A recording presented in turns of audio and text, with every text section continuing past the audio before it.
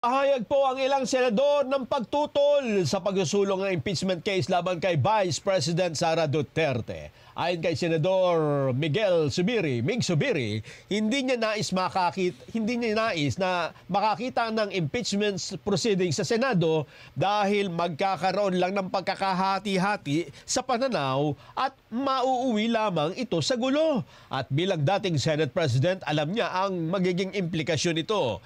Hindi rin ho niya nais daw na mangyari sa bansa ang pagdedeklara ng martial law gaya ng nangyari sa South Korea. Pakinggan natin, Juan Miguel Zubiri. Ako, like many of my colleagues, we would not want to see an impeachment proceedings in the Senate because obviously it's going to be very divisive. I know I'm supposed to not talk about the impeachment, but in my heart, is this what we want so close to the elections? Although if there's an impeachment that is delivered to us in the Senate, we have to do our constitutional mandate to convene an impeachment court. I used to be Senate President, so we know the implication of that. We know our duty.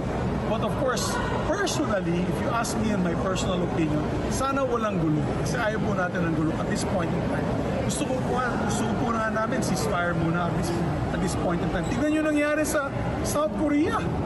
Diba? They declared martial law in South Korea. Now, nagkakagulo sila doon. I couldn't believe it. No? I couldn't believe that they had this type of political noise in South Korea last night. So, ayaw naman po natin na mangyari yun, na magkaroon ng catalyst for a lot of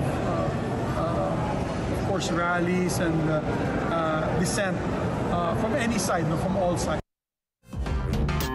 Pahayag ni Senador Mig Zubiri, ipinahayag din ni Senador Jinggoy Estrada na tutol siya sa impeachment case laban sa Vice Presidente dahil lalo daw lang pong lalala ang sitwasyon.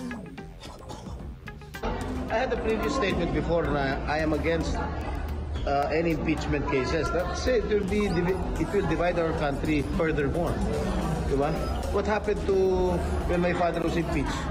When my father was impeached, gumanda ba buhay ng Pilipino? Kaya naman, natanggal yung matandang Marcos. Gumanda ba? Lalo na, worsen.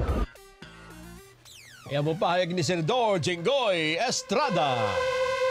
6